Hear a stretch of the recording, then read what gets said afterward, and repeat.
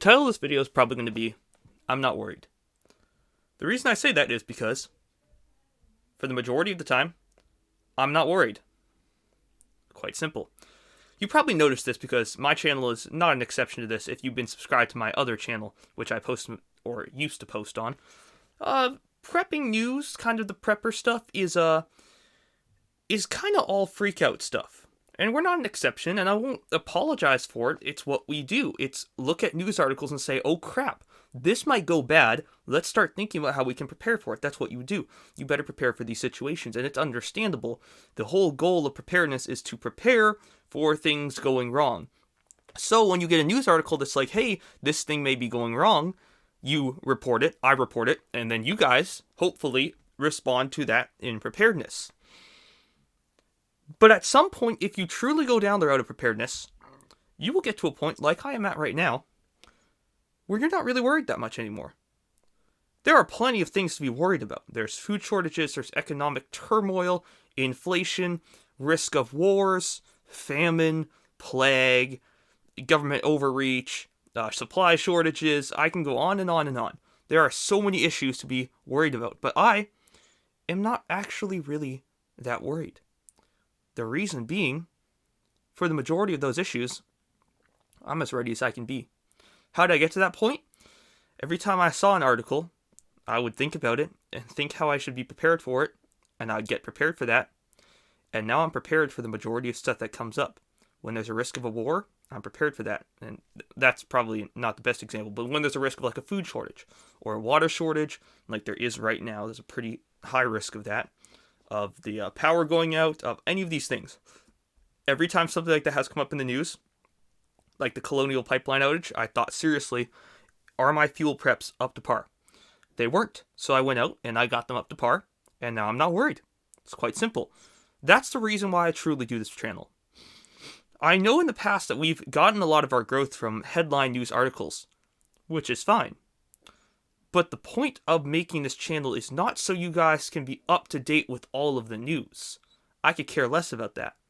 The point is that you are prepared for these things so that at the end of the day, and I've stressed this, in the beginning of my channel I stressed this a lot, I want you guys to get to the point where you don't need my channel anymore. And you literally unsubscribe or don't watch my videos anymore because what I'm saying to you is inconsequential. The news is not important to you. You don't need it. You're already prepared for all this. And you hear me saying there's a food shortage, you should go do this. And you're like, but dude, I already did that. That's where I want you to be. Truly, that's where I want you to be. I want you to be working on getting that up to par so that you're in the position like I'm feeling like I'm in right now. And when a news article comes out and it's like, food shortage here, I'm like, okay, I've been hearing that for a year now and I am prepared for it. So when it does come, we'll be good. You'll always do top-offs. You can prepare as much as you want, but when the actual event comes, I assure you, it's a good idea to go out and get a little bit extra just to round yourself off. But I want you to be as prepared as you can be for these events so that you can sit back and say, I'm not worried right now. There's a ton of risks, a ton of massive issues right now around the world, huge red flags, things are going crazy still. But yet, we can live in some relative peace once we prepared for these events. A person who is not prepared lives in constant worry and fear because they don't know if they're going to be able to feed themselves if a food shortage does come. They don't know if they can drive their car if a fuel shortage comes. They don't know if they'll have more water if there's a water shortage. But the person who prepares for these things can sit back and say, you know what, should that news come, maybe I'll go and top off my car or pour some extra water. But until then, I'm pretty well prepared. So I'll sit back and wait for that day to come, but I'm not worried because I've got enough that I need in case something does happen that I'll be safe. It's for peace of mind. That's why we do this stuff. It's not craziness.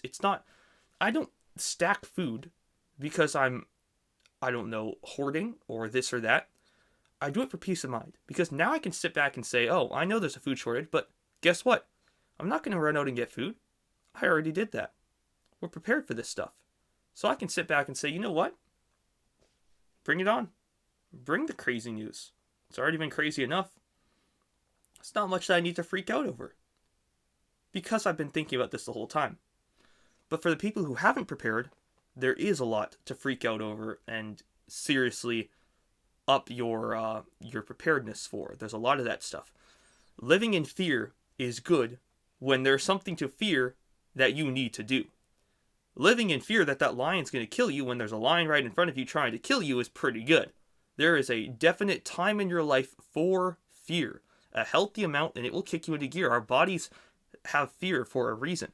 We worry for a reason. Worry is good if it's in the right context, because you're worried about something that you should be thinking about or needs to be addressed. If you're worried that you're not going to pass that test or something, which is a super, that won't apply to the majority of you, I'm sure you're all out of school, but for me it still applies a little. If you're worried about passing that test, if you studied hard, you wouldn't be worrying. So maybe you should go and study some more. And I know there's exceptions, but for the majority of the cases, worry is trying to tell you something. If you're worried about that food shortage and that water shortage or the electricity going out, maybe prepare some more until you're not worried.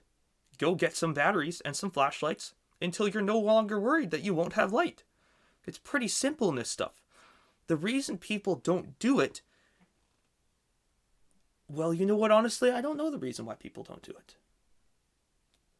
I haven't prepared this message, so I haven't thought that through. I don't think that people have a good reason not to, other than financial reasons. I understand if you literally are living paycheck to paycheck, that's hard, and I'm sorry. You're gonna have to do things the hard way. That's, unfortunately, you don't have enough to prepare in the big picture. But there's little stuff you can do. For instance, if you're living paycheck to paycheck, instead of going out and buying that fast food meal every day, go to your farm store or whatever and buy a big bucket of beans and eat those beans. Sure, it will not be as rich of a meal, but you'll be getting a lot more for your buck. And if you keep doing that, you can start to set aside things. Like, instead of buying one bag of beans, I'll buy two, and one of them I'll store. And that's a really, really simple rundown of my opinions on that. I know that's more complicated and there's a lot more you need to do. And I'm just trying to address the situation that, what was I trying to address? There's really no excuse for not preparing unless you just don't have the ability to. If you in any way have the ability to financially, you gotta be doing it. This is just the way that people lived for years and years and years, and they weren't worried about the winter. They knew the winter was going to come. They weren't worried about the drought. They knew droughts came every once in a while. They weren't worried about the bad crop yield. The crops didn't always produce a great yield, but they had stored reserves in place so that if something like that happens, they wouldn't starve. See, if we lived every day to day, just eating what we could get and just what we could get out of the field, the instant that that field didn't yield its crop, we would die. But farmers didn't do that. They set back grain reserves and grain stores so that if the field didn't produce the crop that it normally did, maybe they wouldn't make as much money, but they'd have enough to feed their families because they would use these reserves. And that's the same concept that we should be following today. It's the concept that successful people in this world have followed for years and years and years, but now that we've got a just-in-time delivery system, a just-in-time commodity system, just-in-time living on everything, pipes, electrical wires, all these things. Now that we've got all these things, people don't think that they need to be as mindful of preparing for the bad times. The bad times will come. It's not an if, it's a will. But you don't need to worry. I think the bad times are about to hit us. For many, many, many people, they already have hit us. Way, way more of the population is relying on the government than was a year ago. Astronomically more. Hard times have hit us, and you may be saying, but there's not crazy amounts of homelessness in the streets. There has been a massive increase in homelessness, but the rest of them who aren't homeless are dependent on government stimulus. They're on unemployment right now. They're still on this COVID unemployment. They're dependent on the government. I equate them as almost homeless, especially if they don't have the skills needed to work. But you get down this road and it's like, there's no excuse not to prepare. My ancestor did it. Societies did it. Cultures did it. Countries did it. The U.S. government and military does it. Successful U.S. hospitals do it. Schools do it. Yeah, they got extra supplies because they might run out. What about you? Do you have extra supplies? Not at the store, but at your home. Because who knows? Those might run out. And if the store can't supply it, you're in some trouble. I just want to make this to say, I'm thankful now that I'm in a position that I don't have to worry. And the point of me making these videos in this channel is to help get you to a place where you don't have to worry. Cover the basics. Get your extra food and water, communications, security, medical. I think that's all of them. I probably missed one or two. Well, there's extra stuff like there's fuel, there's comfort stuff, there's all those extra things, but get your main ones. What's required to live? You need food and water, and you need shelter, and most likely you will also need a way to defend that, considering the way things are going. That's all I've got to you. I'm thankful I'm in that position, and I want you guys all to get to that same place where you don't have to worry about what the tide may bring because you've prepared for what's coming. That's where I am, and it is incredible peace of mind. I can focus on things that aren't as essential, things that make me happy, developing new things, building new things, because I don't have to work on the essentials. I already put the hard work and time into covering that, and the thought to cover that. And now I can sit back and say, we'll be fine. I'll see you guys later. Thank you for watching. Thank you for supporting this channel. Like and share this video. We are just coming back on this new channel. Thank you for subscribing to us over here. Let's try to get this above 100 subscribers. That would be wonderful.